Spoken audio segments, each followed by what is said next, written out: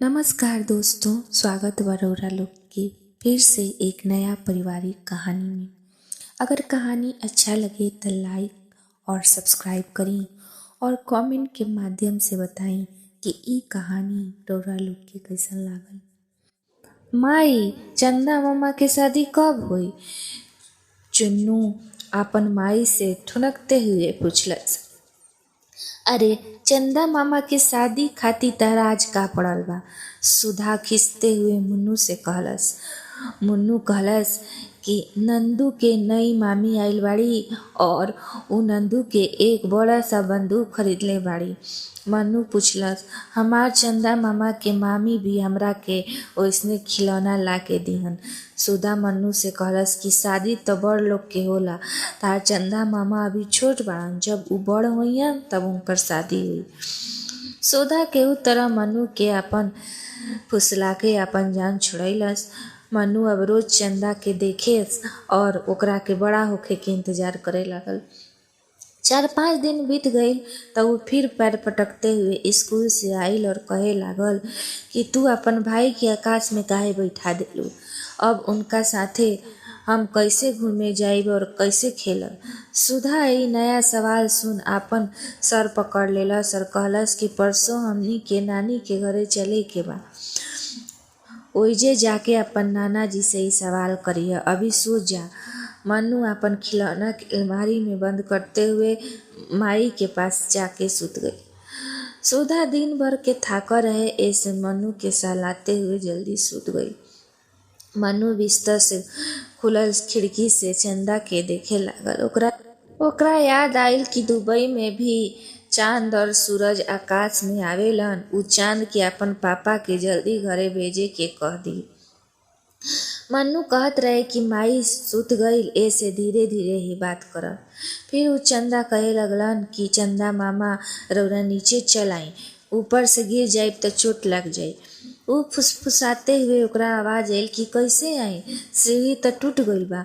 ई बात सुन मन्नू घबरा गईल और चंदा से पूछे लागल कि रउरा इतना ऊपर चढ़नी ही काहे? चांद रोनी सूरत बना के कहे लागल कि सोचले रही कि तारा के ठीक कर दे, बड़ी कम रोशनी देला, मगर ऊपर आईनी त सीढ़ी टूट गईल और हम तारा में तार ना जोड़ पैनी, ऐसे अपना पास एगो बल्ब जला देले बानी। अब मन्नू और भी चिंतित हो गईल और कहे लागल कि रउरा बहुत अच्छा बानी। अब हमरा पता चलल कि सूरज भी अपना पास ढेर सारा बल्ब जलैले बाड़न। अब ई बताओ कि रउरा नीचे कब आई त कब राउर शादी हुई? चांद कहे लागल कि तू मन लगा के पढ़ और अपन पापा के तरह इंजीनियर बन लेब त एक दिन सीढ़ी बना दिह। मन्नू कहलस कि हम पापा से सीढ़ी बनवा देब। त चांद कहे लगलन कि तार पापा ऑफिस के काम करके थक जालन और उनका फुर्सत ना मिलेला, तू हमरा खातिर इतना भी ना कर सकेला? त मन्नू कहलस कि अब हम काल से ही अपन दोस्त के साथ मिलके सीढ़ी बनावे में लग जाई। त चांद कहलस कि मन्नू, लकड़ी और बांस की सीढ़ी टूट जाई। तारा फायर ब्रिगेड के गाड़ी देखले बड़ा न, या तू मेट्रो के पुल पर पेंट करे वाला गाड़ी के भी देखले होखब। हमरा ओइसने गाड़ी बनावे के पड़ी या उड़न रॉकेट। मन्नू कहे लागल कि रउरा एस्ट्रोनॉट अंकल के साथे काहे ना आ जाइना? त चांद सुबकते हुए कहे लागल कि तू चाहता कि हम दूसर देश में चल जाई? मन्नू सवाल के तैयार ना रहे, ऐसे हड़बड़ा गईल।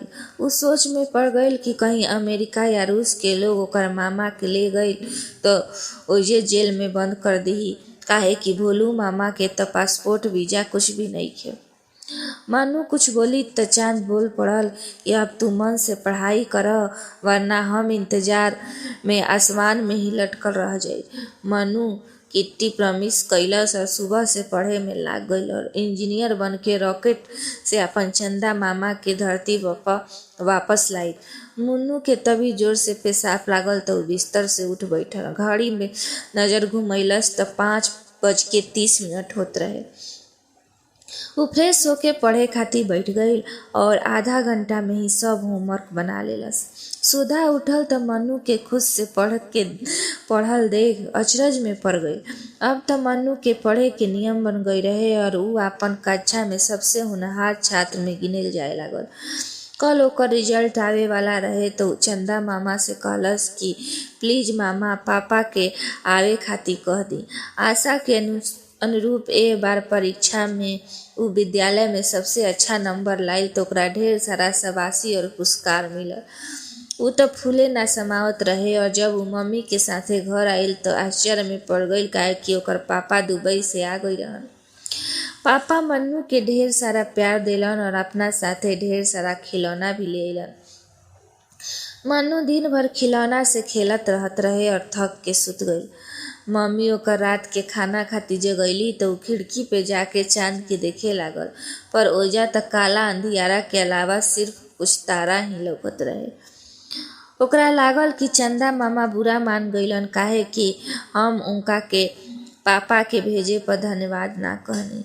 ऊ अगला शाम के भी चंदा के ढूंढत रहे लेकिन चांद ना दिखल त रोनी सूरत बना के अपन बाबूजी के पास गईल और कहे लागल कि चंदा मामा रउरा दुबई में भेज देनी का, दुबई के ऊपर ही चमकता ना।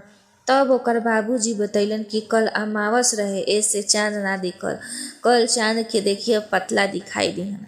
अगला पूरा दिन बेसब्री से इंतजार कैलस और फिर मन्नू खिड़की पर आयल तो ओकरा एगो पतला सा चंद्रमा दिखाई देलन तो ऊ अवाक रह गईल।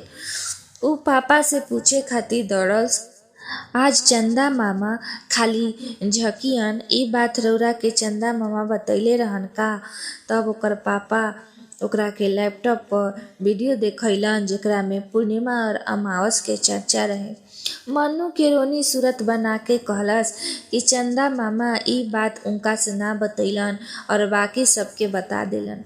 ऊ सोचते सोचते बिस्तर पर जाके चांद के देखे लागल तो ओकर पलक भारी होखे लागल और तभी चांद दिखाई देलन और ऊ मन्नू के मनाते हुए कहलन कि मन्नू हम आसमान में नियम से ना चलब तो फिसल जाई। हम तो सबके मामा हैं काहे कि हम धरती के भाई हैं, धरती तो सबके माता होली। मन्नू के सारा बात समझ में आ गईल और ऊ चंदा से फिर ना रूठे के वादा कैलस। चंदा मामा फिर मन्नू से कहलन कि अगर तू गिरल नइख चाहत तो हमेशा नियम के पालन करिह। मन्नू के अब सब समझ में आ गईल कि जब ऊ उल्टा दिशा में साइकिल चलैले रहे त एक कार के देख के ऊ काहे फिसिल गई रहे। ओकर प्रतिज्ञा लेलस कि अब ऊ सब नियम के ध्यान रखी और कभी फिसली।